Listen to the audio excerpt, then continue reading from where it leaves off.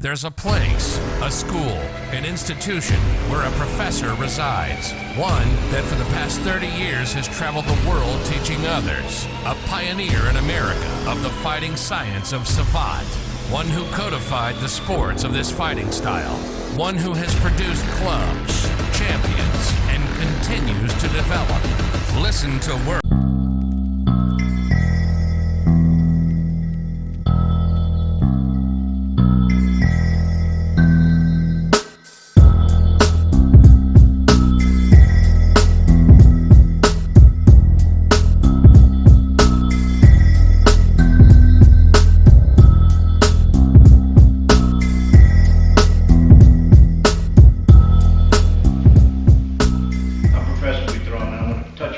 On many questions that are coming in, and the best question that I'm always asking is, teach us a little bit of Canne, la Canne de combat. And what is la Canne? Let me explain to you all what Canne is, la Canne de combat, or like if it was talked about in the past, Canne de armes. Canne is an appendage discipline of Savate boxe française, Savate or boxe française. Before the 80s, 1980s, before, Canne was taught regular class as a warm-up in many Savate schools, Savate clubs. It was also taught in boxe française. There's a definitive talk among saboteurs that there's Canne de combat, which was created by Professor Maurice Sadi. Understand that name, Maurice Sadi. Now, Maurice Sadi already passed on, and Maurice Sadi passed on because he had liver cancer, but he was a very distinguished gentleman. I met him before he passed on, who also started not only teaching la Canne, he taught baton, the flou, the glaive, the parisien, the war fork. He taught a lot of different weapons, the whip. And he said, these are all weapons of a saboteur, and you need to know them. A lot of people now would say, where is it, where is it in history? We've got plenty of pictures to document that. And I'm gonna be very blunt and very frank with you guys. There's a lot of what I call recreationist martial artists that pick up a book of an individual that wrote a method back in the 1800s, 1700s, 1600s, and claim they are direct students of the person that wrote the book, and claim that they teach it just like the person wrote the book. Those are fallacies. You can get ideas, you can get interpretations of your own opinion and virtue and place it inside. But that does not mean that you know the art that they were explaining. And it's happening in Savate, and it's happening in boxe française, and it's happening in la Canne, and it's a sad thing. Now, within Canne, you have concurrent disciplines. You have baton.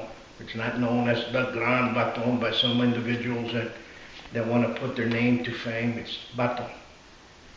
Okay, in 1994, I became a professor of Canne et baton by my professor Jean-Paul Viviani in the Comité National of Canne de combat.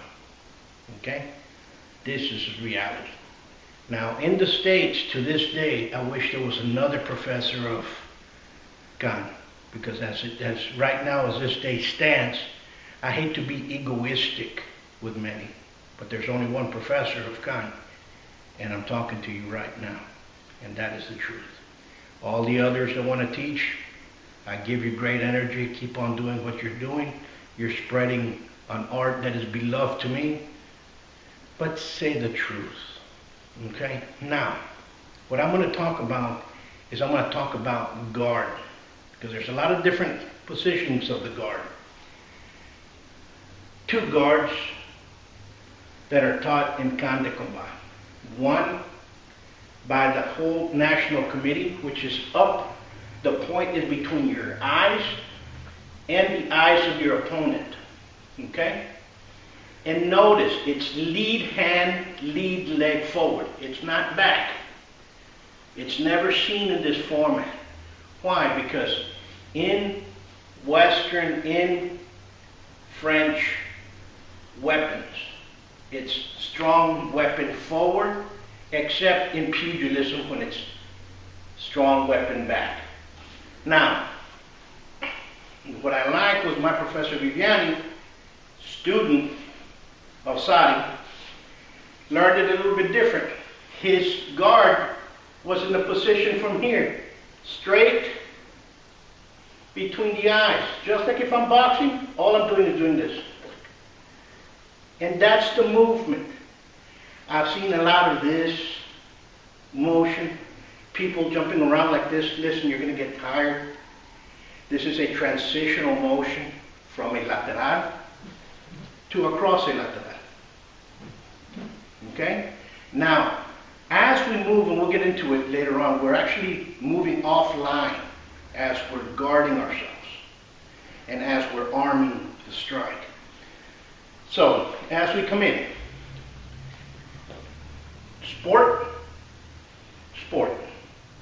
This is the way it's going. When I started learning Canne with Roger Lafont, which I became a professor underneath, he used to cover his forearm. Why? Because of the strikes. So he would literally block you in this format and hit you with it at the end. And again, it was underneath. Okay? Now, how do we grip if we come in a little bit?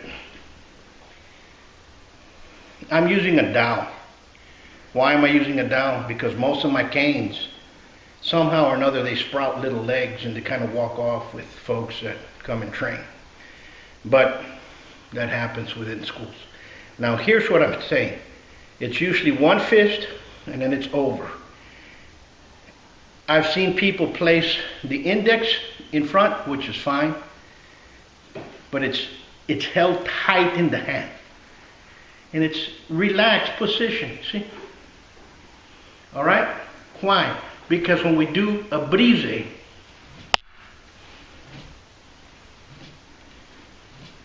that's where it's at.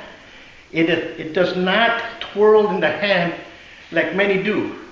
They extend their hand and twirl. It's a good way to lose your hand. It's a good way to lose your weapon. And above all, it's a good way to get whacked. Now, we'll continue touching base on Canne. Keep those questions coming. I want everybody to pay attention because last week, the United States got hit by a huge storm. Texas was out. Some other states as well. You all take care. Remember, keep those questions coming. Till next time.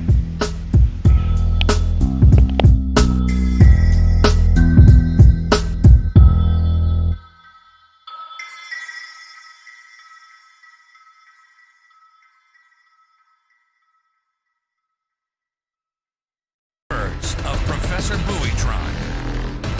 Come train at the best-kept secret of Laredo. Buitron Academy, 956-401-4868. Savate.biz.